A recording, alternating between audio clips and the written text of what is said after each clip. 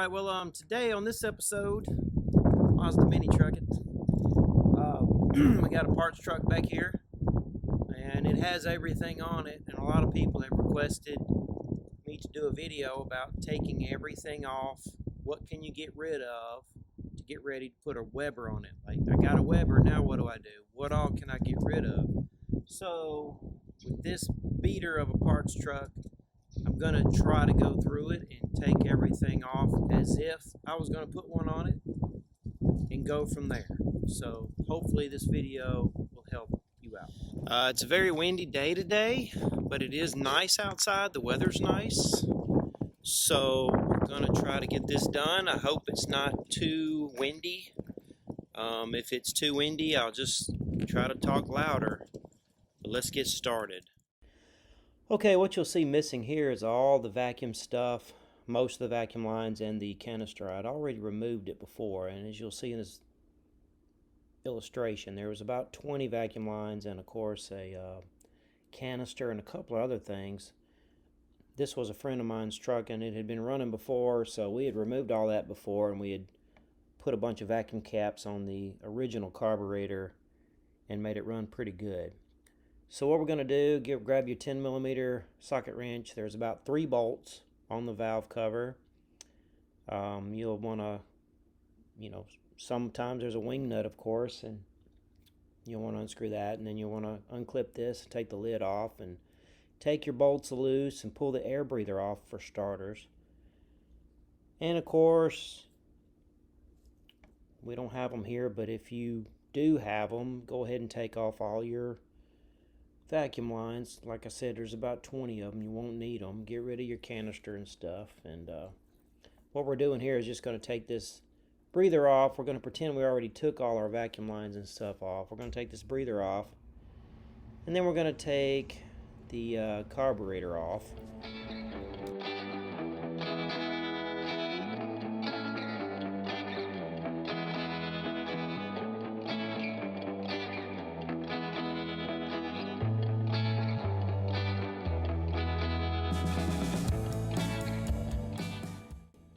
Okay, yeah, so we got the breather off. You can see I was rambling about other things you can unplug and stuff, but you'll figure that out. No big deal.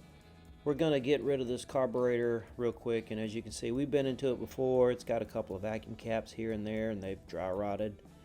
They're real good about dry rotting. Again, wanted to tell you there's a lot of vacuum stuff that's usually all over the place here in a canister. Here's a clip of that. And you'll want to get all of that stuff off of there. Okay, here I am. I'm back with some wire cutters. They're okay. They're Lyman's pliers. I really suggest you get some really good dikes, some real good wire cutters. So here I'm just fishing out some wires. The ones going to the engine block I'm leaving, and I'm separating out what goes to the carburetor. Now, if you wanted to sell one of these carburetors, you'd probably want to be pretty careful with these Molex type plugs. If it were me, knowing I'm not going back with that, I would just whack it all off. But here in the video, I do take a little time to get it undone properly. I don't know why, but I did. There I just said, normally I cut it off. But here I am being all clever with a screwdriver, taking it apart just so. Alright, so here I am getting some of the wires all out of the way and stuff, and I'm going to talk about these fuel lines. What I'm going to suggest you do before you take anything loose, maybe wrap some yellow tape around a few of these lines, mark them, which one the main is, which one the return is, and which one is the vent. The vent line is the 3/16 line, and it generally runs to the canister, I believe it did. And what we normally do with those in the end of everything, when it's all done, is just tuck it into the firewall somewhere, and that way the tank can breathe.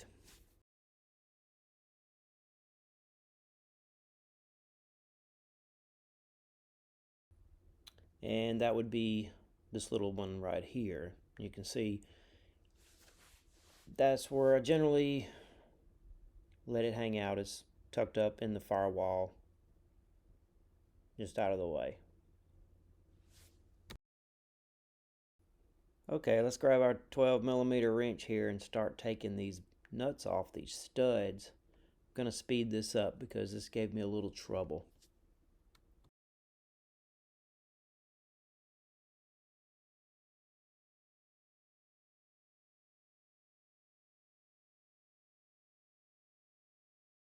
Okay, we got our 4 bolts loose and we're ready to lift the carburetor off the manifold. And we got our throttle cable detached, and we'll lay that aside, and we're just going to lift it right up off of there. And this is the moment where you can actually throw it in the garbage or save it for later to throw in the garbage. Now I have another video about how to modify this intake manifold and shave it up a little bit and give you options if you can't TIG weld. So I'll put a link to that in the description of the video. Alright, well, I plan on rebuilding this motor one day, so meanwhile I'm going to stuff a rag down in the intake manifold. Hopefully it will not become a rat's nest, but it'll protect it from the elements until I get ready to rebuild it.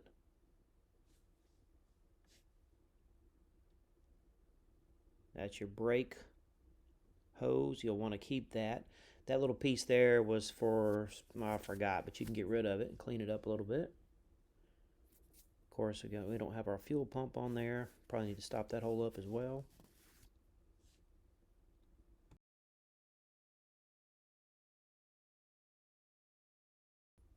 So this little piece here, it's a coolant sensor, and you can actually cut this right off, but you would have to really seriously plug weld that and keep it from leaking. Or you could simply grind the green plastic off. It's a solid brass connector. You could just grind it down, or even take it out and possibly get you some hex type plugs. When I say hex, I mean flush Allen head screws, bolts that'll go in there and be flush. So what can we get rid of here on the fender well? Well, there's a lot of things. Mainly what we want to keep for sure is this fuse block here. It's your main fuse block. And what we're going to do is cut all the little zip tie things that hold it still, and we're going to take all the tape off of it, and we're going to separate it out, and then we're going to go in there and unplug the computer, get rid of the computer, separate the wires, chop everything off, and we'll be left with the wiper motor wires, and that'll be it.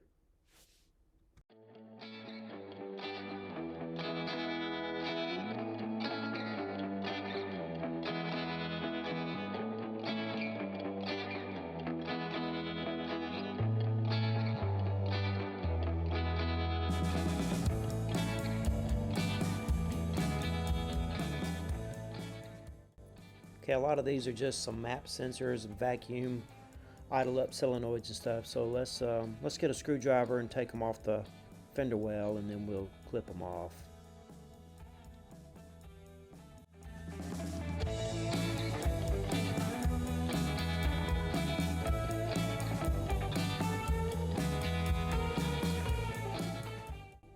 And just like that, clipped and cut off. And like I said, some of these were high altitude sensors, map sensor stuff, idle up solenoids, vacuum operated. So they're out of the way, ready to toss.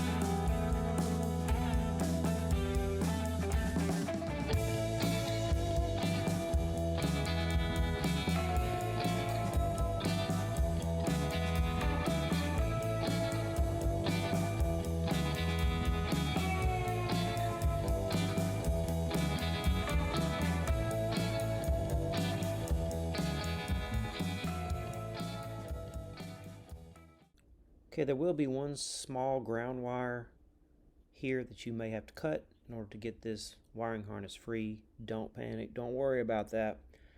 It's actually like looped into the wiper motor wire, but there's plenty of other ground there, so it's okay. Just cut it. And you may have to cut a connector or two just to get this to get free. Or you could, undo the fuse block area, but I try not to do more than I have to. And then just pull it on out of there. Don't get too crazy. You don't want to break nothing loose, but yeah, pull it out and you'll be good to go with that. Okay, if I didn't mention it already, I just wanted to say all we're doing here is getting rid of the loom, the wires that go to the carburetor, the emission stuff. You will have a few plugs near the front, near the headlights that are plugged up. I would leave them plugged up. The headlight wiring system comes from the driver's side, so you're not cutting into that. But we're getting rid of all of the little solenoids and things off the fender well, getting rid of the wires that went to the carburetor, which was an awful lot. And that's basically it. There's a couple of plug-ins there on the fender well that if you wanted to, you could leave them hanging around, because some of them have some good 12-volt powered on sources that you could use maybe to power your electric choke on your Weber. I've done that, or something else that you want it to be turned on with the key. So that's up to you. Use your test light first. But a lot of that stuff, it's unplugged. Your truck's running fine anyway. You could cut them or you could leave them. Totally up to you. So let's get all this tape off and let's go in there and get the computer out of it and get rid of all this mess. Okay, here we are on the fender well. We're getting rid of a couple more solenoid things that are mounted to the fender well, and one of them is a horn relay. Now, what you can do to figure out which one it is, you could have a friend hold one of them while you press the horn, and they'll feel it click in their hand. They'll feel a little knock, and that'll be the one. Or you could use a test light, and you could have it sticking out from under the hood, and every time you stick it up in the power source part of the relay, and every time you press the horn, the light will light up. Then you'll know you have the right one. So you'll want to keep that one or relocate it.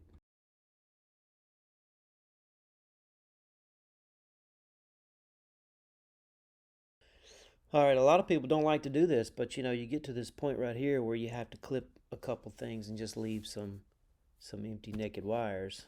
So there's a couple of things, like all these wires here that there's plugs, we'll leave those. But some of these, like these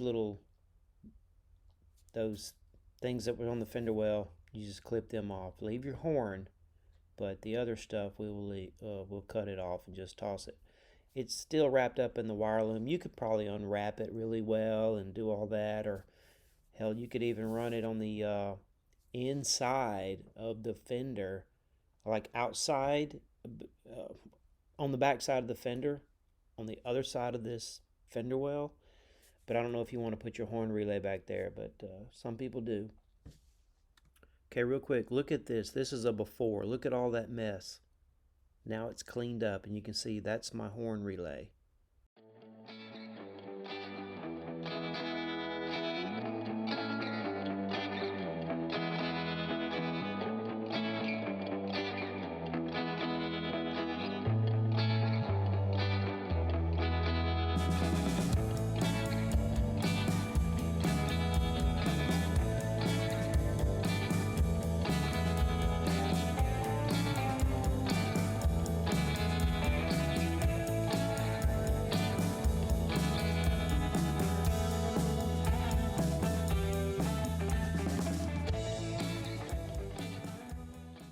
Okay, through the magic of television, we've got our wires all stripped out and tape is uncovered. Got our wiper wires here off to the side. So what we're going to do now is just go inside and get the computer out and pull these extra wires back through, and then tuck our wiper motor wires back in the hole. Okay, we're inside the cab now. We took our kick panel from the passenger side loose, and we're going to unbolt This computer here, we don't need it. We may cut these wires loose and then pull the wiring harness out back through the engine bay and get rid of all of it.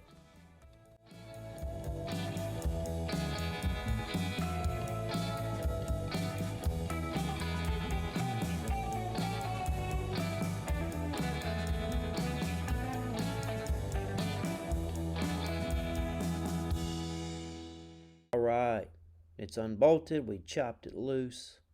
We don't need that mess. We're going to pull it back through and go out there and finish this job.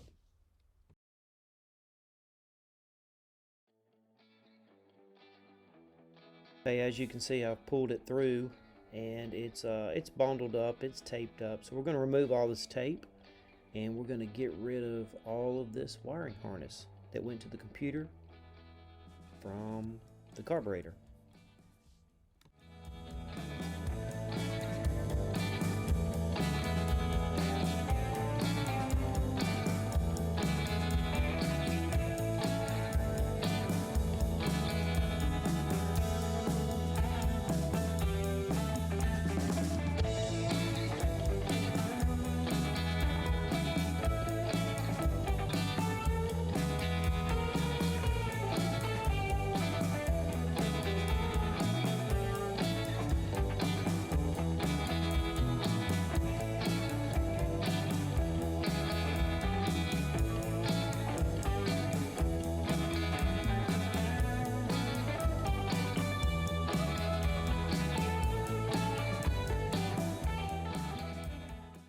Okay, so we got everything out of the way, and what we're left with is our wiper motor wires.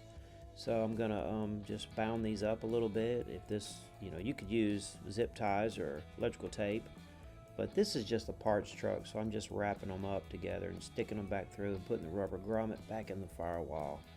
Then we're gonna plug it up as if it actually works. But that's about all there is to it. So next we'll talk about the exhaust.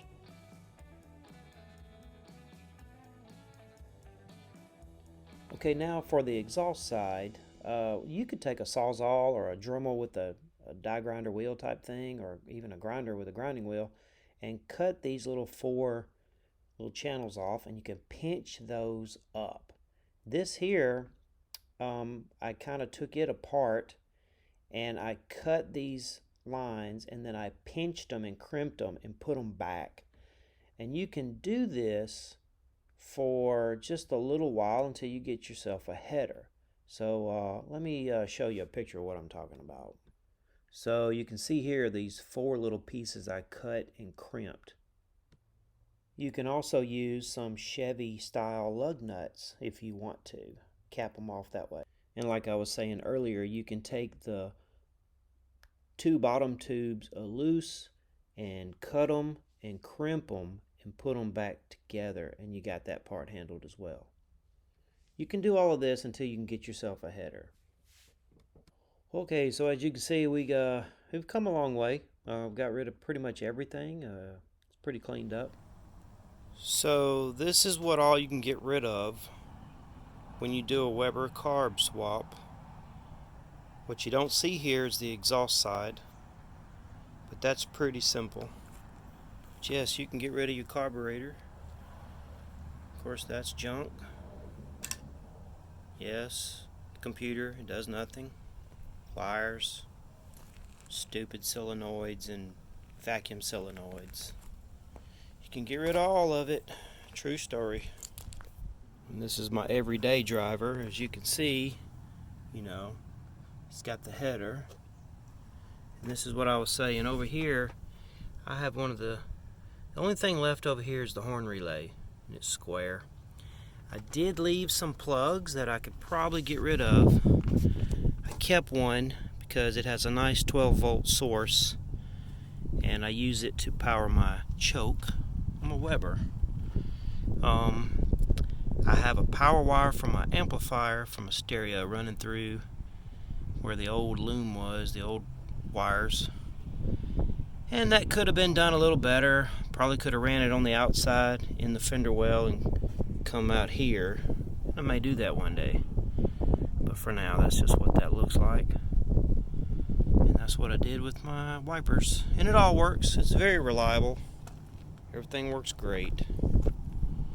Alright, hopefully that video was helpful for some of you. And be sure and look in the video description under the video if this is on YouTube for any kind of helpful links and stuff we discussed earlier. And if you want a shirt or a hoodie like this, be sure and visit the store. It's in the link description. Also, if you liked all this and you like all my videos, go ahead and click the like button and subscribe for more videos. Click the bell so you get notified as soon as one's uploaded. And if you want to join our Facebook group that we have for more discussion on the Mazdas, be sure and answer the 3 questions that we ask everyone before they are allowed to join the group. Just trying to make sure there's not a lot of robots joining the group and just onlookers that are not contributing. So anyways, thanks for watching the video. I hope it was helpful. So to all my mini trucker friends, keep on mini trucking.